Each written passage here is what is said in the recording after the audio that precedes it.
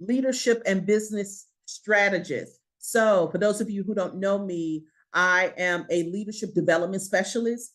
I help organizations and companies modernize how they teach leadership development to the next generation of leaders. And I am also a coach, a business coach, where I help high performing professionals, aspiring entrepreneurs who are looking to create a new stream of income using their natural gifts and abilities where they don't have to go find another job. Yes. So that's what I do. I help you up level to your next level. So this whole week, today is part 3 of the video series on why fear impacts aspiring entrepreneurs from starting their business. That's what we're talking about here. Yes. We are talking about 3 ways fear impacts success as an aspiring entrepreneur. And today is day 3. Now, the first day, what we talked about was the fear of failure. If you haven't seen that video, go back on my YouTube and go check that out. The second day is fear of not knowing everything. Yep.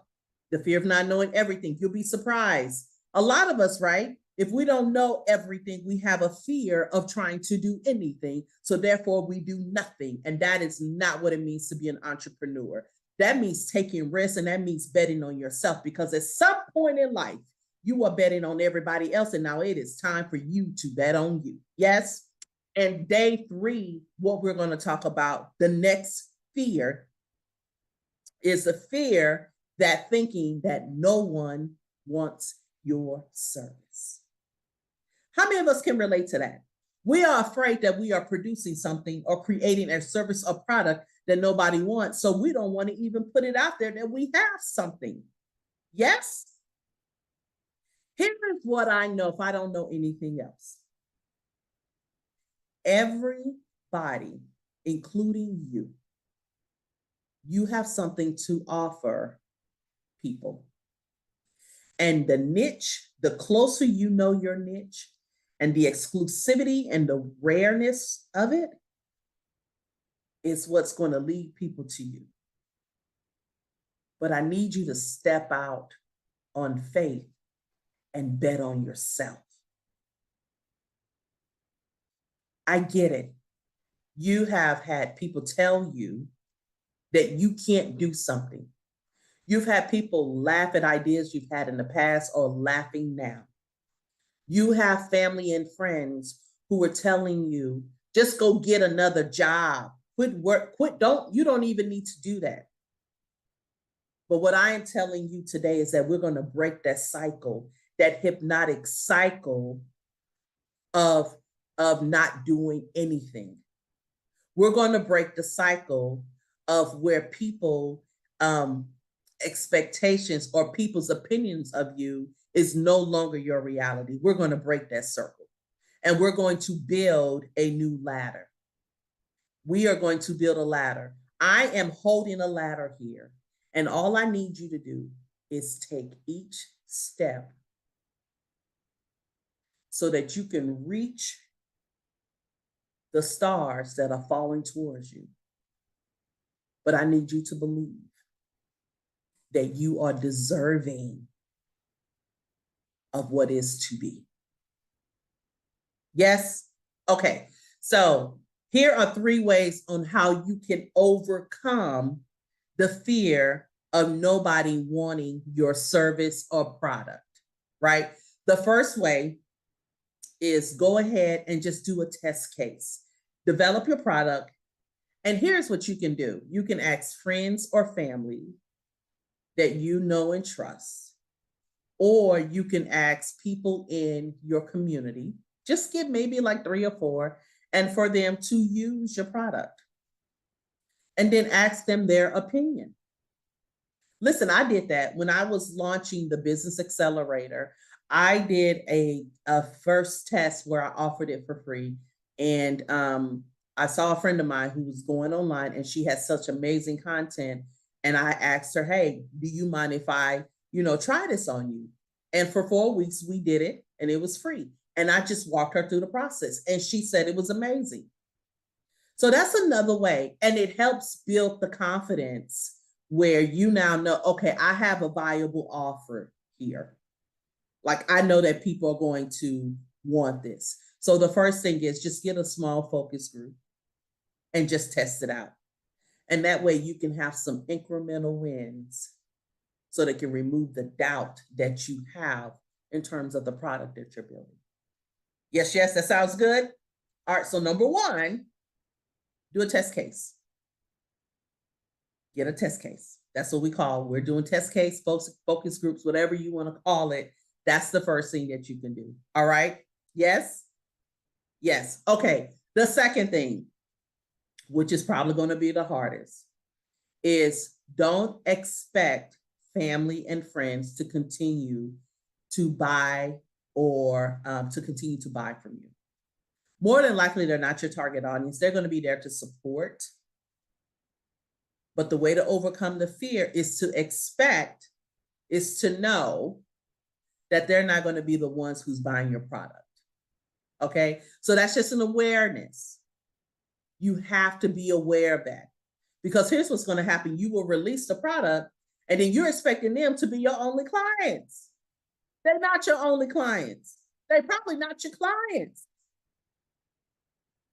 And don't forget this, even Jesus had to leave where he grew up in order for him to fulfill his mission, his Father's mission. Okay? So I need you to be able to understand that and to get that. That's the second thing.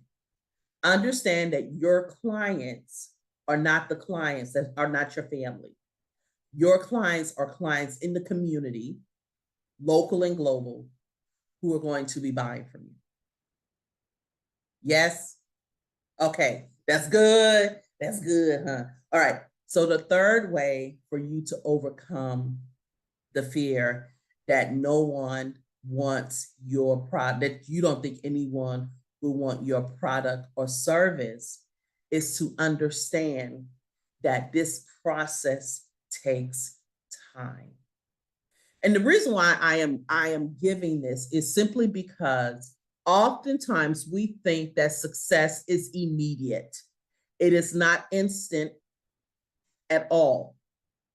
Okay? You are in a marathon. Because here's the thing. Being an entrepreneur, being a small business owner, are ebbs and flows. 1 month you're high, the next month you may not, right?